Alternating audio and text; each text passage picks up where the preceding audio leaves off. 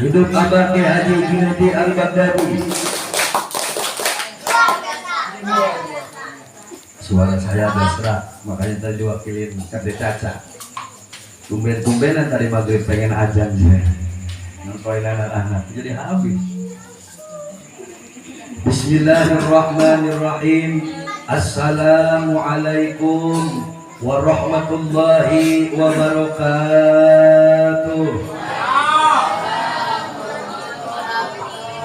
Bismillahi walhamdulillah wala hawla wala quwwata illa billahil aliyyil azim.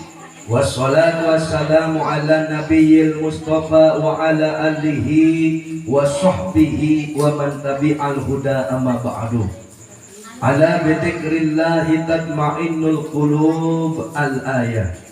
Wa ala niyati syekhina al-mursyid billah syaibul barakah wal karamah, guru dan orang tua tercinta yang semoga detik malam istiqomah ini Allah ciprati barokahnya kepada kita semuanya. Yang mulia Abah Kiai Haji Junaidi Al-Baghdadi, semoga beliau beserta seluruh keluarga besar, para santri wa santriyat, dan juga imam-imam manaqib Al-Baghdadi Jamiah Tikir Manaqib dimanapun berada, wabil khusus guru dan orang tua, semoga selalu diberikan barokah kesehatan, tambah panjang umur. Allah tambahkan mustajab doanya, Allah sukseskan segala program-programnya, barokahnya senantiasa Allah alirkan khususnya kepada saya dan kepada jamaah semuanya, sebab barokahnya ilmu-ilmunya bermanfaat, dzikir manaqib yang kita amalkan melalui wasilah beliau ini mendatangkan tambah barokah bagi kita semuanya.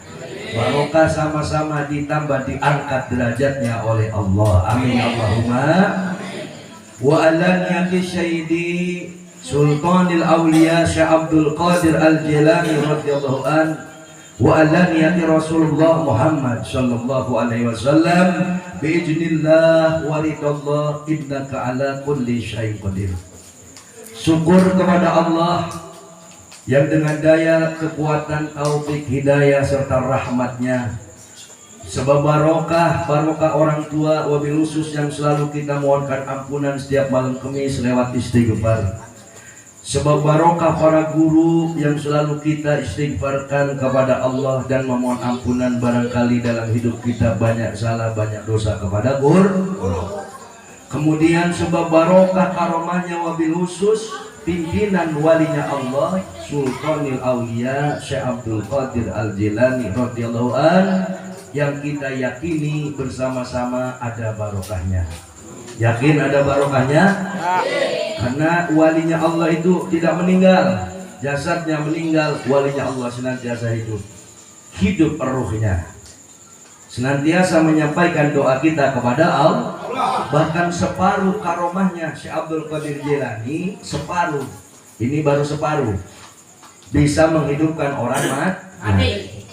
Sultanil Aulia Syekh Abdul Qadir Al-Jilani radhiyallahu an ini sudah jelas kekasihnya Allah. Makanya sebab barokah kekeramatannya beliau sehingga kita semua kecipratan barokah istiqomahnya, sehingga diistiqomahkan dengan rahmat dari Allah. Kemudian sebab syafaatnya Rasulullah, sebab syafaatnya Rasulullah Muhammad SAW, kemudian dengan izin dan ridho dari Allah. Kalau tidak ada ridho dari Allah, sulit untuk kita bisa istiqomah, untuk bisa mencintai ibadah, untuk bisa merasakan nikmat dan lezatnya iman kepada Allah. Iman itu lezat. Iman itu ada sebuah keindahan yang sulit untuk bisa kita utarakan, tetapi iman bisa kita rasakan. Kepercayaan seutuhnya kepada daya kekuatan Allah.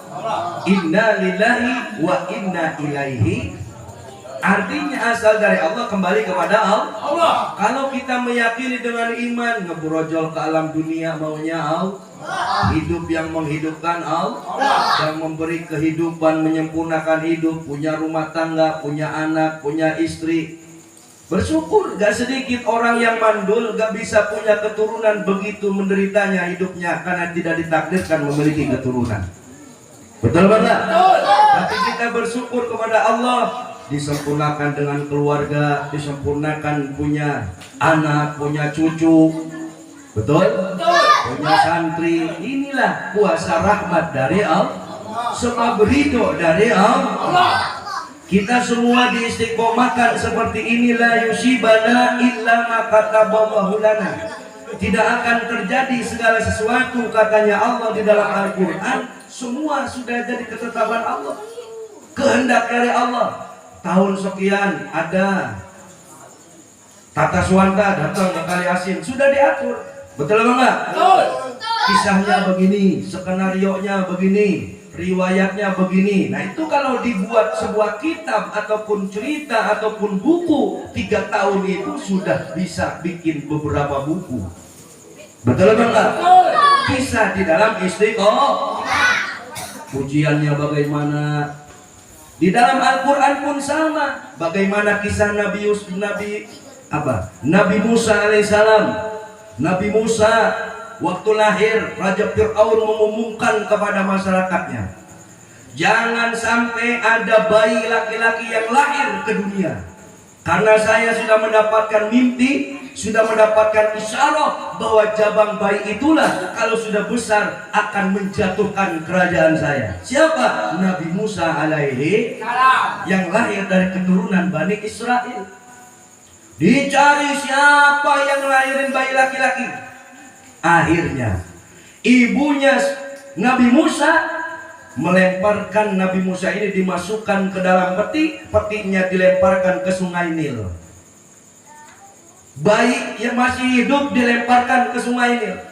Akhirnya bayi itu mengikuti aliran Sungai Nil. Suatu ketika Raja Fir'aun istrinya ke belakang rumah ada sebuah taman di tepi Sungai Nil. Dia nongkrong di situ, bermanja-manja di situ, mandi-mandi di situ. Namanya putri raja, kerjaannya kan putri raja menikmati hidup. Tahu-tahu ada peti lewat.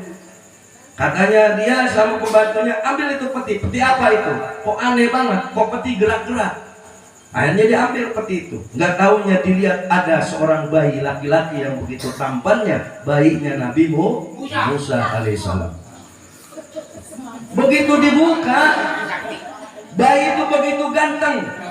Waduh, saya gimana ceritanya sama suami saya? Sisi lain kata suami saya, kalau Bani Israel melahirkan bayi laki-laki, bunuh, jangan banyak tanya. Sisi lain, saya seneng bayi ini. Bayi ini begitu ganteng, tampan. Akhirnya, mau aku buat anak angkat aja ini. Akhirnya ngomonglah sama Fir'aun, suaminya. Kamu bawa apa itu? Bawa bayi laki-laki. Saya ketemu di kali. Bunuh bayi laki-laki. Bayi laki-laki siapa ini? Jangan Pak, ini begitu tampannya. Kita kan butuh anak seperti ini.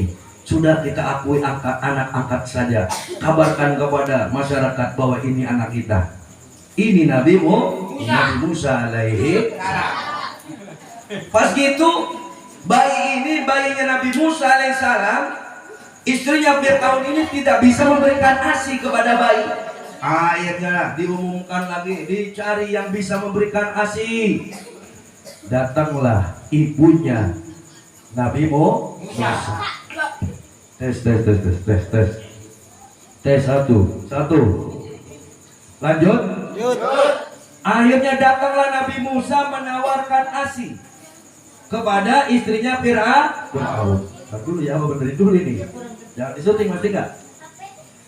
Saya bilang besok power bawa semua. Ini ada yang kurang ini, saya bilang perlu disorder. Tokai. Saya baru tahu, kirain bisa gitar doang. Nggak taunya bisa benerin power. Bawa besok. Kalian ntar kita beliin speaker 18 in satu lagi. Biar lebih suaranya membahana. Oh mama nih kan Nabi Musa doang. Anggap aja ini kumpul keluarga besar Fatahillah. Betul apa enggak? Akhirnya ibunya Nabi Musa datang ke kerajaan Fir'aun menawarkan ASI. Biar saya yang nyapi anaknya, biar saya yang memberikan air susu kepada anaknya. Begitu dilihat diam-diam, ibunya Nabi Musa diam-diam, dia nggak ngomong bahwa ini adalah anaknya. Inilah Allah Maha Baik, takdirnya tak pernah balik lagi ke pangkuan ibu. Bayi yang sudah dibuang balik lagi. Di sini kalau ngukur dengan akal nyambung apa enggak kira-kira? Kalau dengan iman dibuang bayi nyambung. Ini kuasa Allah. Sama dengan begini, jamaah.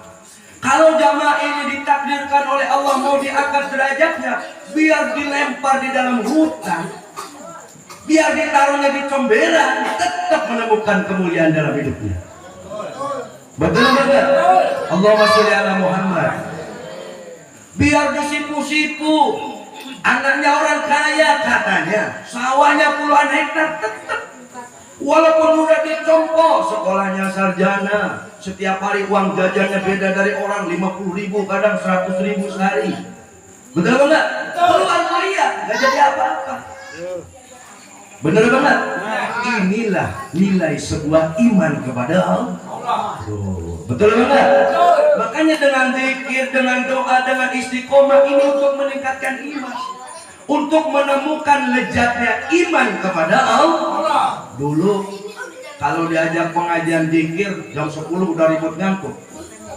Betul banget. Ngantuklah, capek, lelah. Sekarang walaupun ngantuk, lelah, tapi ada rasa senang. Bener banget. Ada rasa senang. Bahkan kalau malam kumis gak istiqomah, ada rasa nggak betah. Betul. Kalau katanya Pak Guru Aris kemarin, saya mau nggak berangkat, bah, tapi nggak betah, bah. Udah kita berangkat, tahu sekarang mungkin teduh tadi ya, hujan kali di Bekasi itu. Pak Aris itu nggak betah, bah, katanya saya. Beliau tuh ada masalah yang sangat ribet pertama datang ke sini. Masalah dengan teknologi lah. Saya dapat tekanan ini bah. Ya sudah, kalau udah nyampe sini kan malaikat nyatet, saya bilang gitu. Tempat ini tempat zikir, tempat istiqomah, tempatnya para wali, tempatnya Syekh Abdul Qadir. Kenapa saya bilang ini tempat-tempat para wali, tempat Syekh Abdul Qadir? Setiap malam Kamis saya kirim Fatihah sama seluruh para wali di dunia di tempat ini. Betul? Betul. Kalau ini tempat memang nggak nyambung, Fatihahnya saya, Fatihahnya jamaah kepada wali-wali, kira-kira kuat 3 tahun lebih apa enggak? Enggak. Betul atau enggak? Enggak akan kuat 3 tahun. Istiqomah 3 tahun itu berat, walaupun seminggu sekali. Kalau jamaah sih ada libur-liburnya. Betul banget. Nah kalau gurunya kira-kira libur apa enggak? Enggak. Mau hujan enggak lip, diuji apapun enggak lip, terus istiqomah. Saya bilang ke Pak Aris, sudah yakin aja, yakin. Yang penting yakin. Orang kalau minta doa, yang harus hakul yakin, yang minta bukan yang doain. Saya lagi pakai kolor, lagi pasang batu, terus tahu-tahu ada orang minta doa. Tolak ukurnya orang ini yakin apa enggak? Padahal kalau dia hakul yakin, bertemunya saja dengan kiai itu, doanya dikabul oleh Allah. Allahumma sholli ala Muhammad. Bertemu saja, nyampe. Oh iya, pakaiannya iya, saya lagi masang batu, mohon maaf. Saya lagi sibuk. Ya sudah, kabul aja.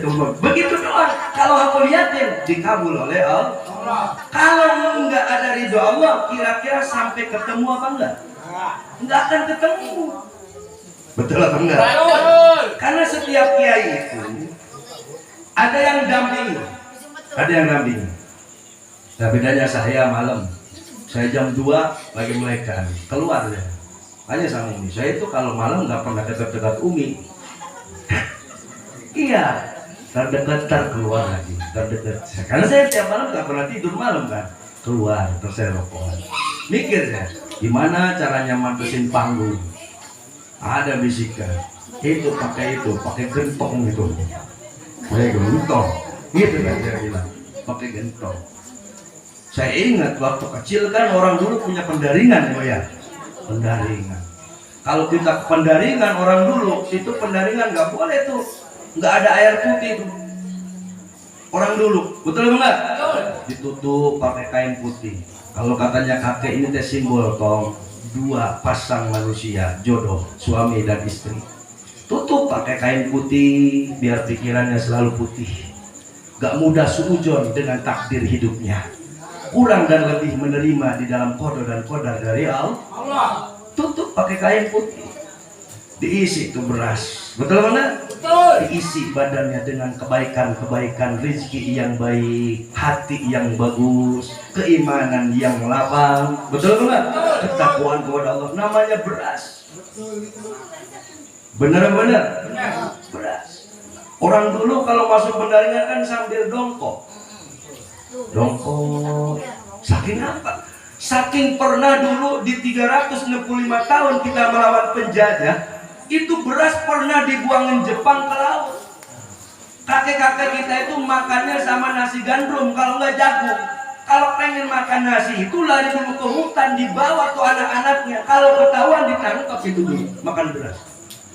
Allahumma sholli ala Muhammad. Oh iya sih. Sekarang pendaringan kagak ada ganti tawasulan. Betul banget? Tawasulan, pendaringan sudah nggak ada sekarang. Tempat beras kadang beli pakai yang plastik itu, biar kagak dimakan tikus katanya. Emang zaman dulu kagak ada tikus? Betul enggak? Zaman dulu tikus banyak, kata tikus tuan juga gua. Bener-bener. Cuman bedanya begini, kalau orang dulu, kalau habis panen padi itu diistirahatkan dulu padi itu, nggak buru-buru dijual. Dihitung dulu sedekahnya berapa persen. Ini 2,5%. Tanggung jawabnya besar bagi orang kaya. Kalau nggak mampu, ingat, ara'aital ladzi yukadzibu biddin fadzalika alladzi yad'ul yatim. Betul? Tahukah kamu orang yang mendustakan agama satu? Fadzalika alladzi yad'ul yatim, orang yang menghardik anak yatim, tidak mau peduli dengan anak yatim. Nauzubillah. Ala ta'amil miskin, tidak mau memberi makan fakir miskin. Tuh, bangga. Tidak mau berbagi kepada sesama. Dia punya rezeki, gak mau bareng-bareng. Saking pelitnya, sampai pantatnya hitam korengan lagi, ngebul lagi. Ayo begitu.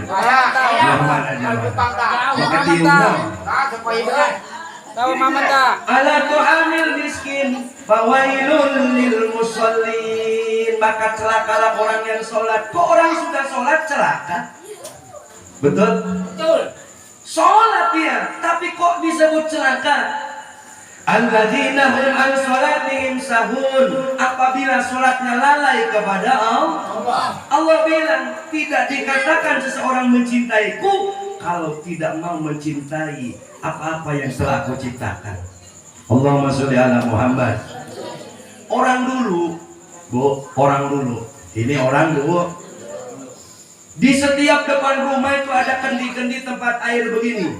Buat orang, para pejalan kaki, para musafir berjalan kehausan di jalan, dia bisa dengan mudah ngambil air di setiap rumah. Ini orang dulu. Orang sekarang tamu udah tua tengok, apalagi tamunya mencurigakan seperti orang yang mau pinjam duit. Itu air lama banget keluarnya. Ada begitu. Tuh.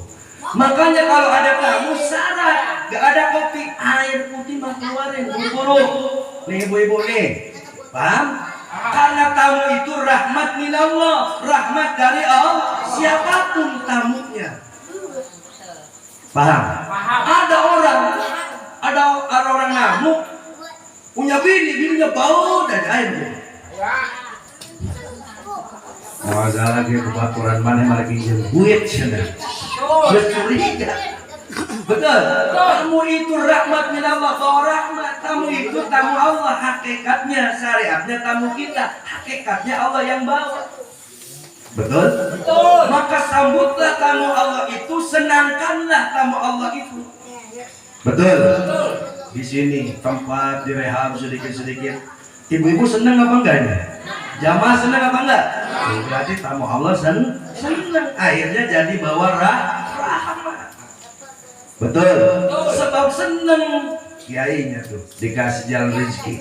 Tahu-tahu dapat undangan ceramah dari sono sini, lu pengen ngebangun dari sini. Betul benar? Betul. Iya. Coba kalau kita nggak mengukur keyakinan, zaman sekarang nih lagi peceklik. Betul banget? Betul. Peceklik. Sawah baru nyebar. Betul. Betul. Orang tadi saya bilang, kan anak santri minta buat maulid, ya dari desa Segarjaya sampai ujung Karanganyar dapat 150.000. Berarti kan ada peceklik. Betul apa enggak? Betul. Tapi Allah Maha Adil. Kiainya diundang dah. Kasih job, gak usah banyak-banyak, 6 biji kali 2 juta berapa? Alhamdulillah. Betul. Betul. Itu ar-rizqu Allah min haitsu la yahtasib. Akan Allah datangkan rezeki yang tidak disangka-sangka bagi mereka yang istiqomah. Alhamdulillah. Paham jemaah? Paham.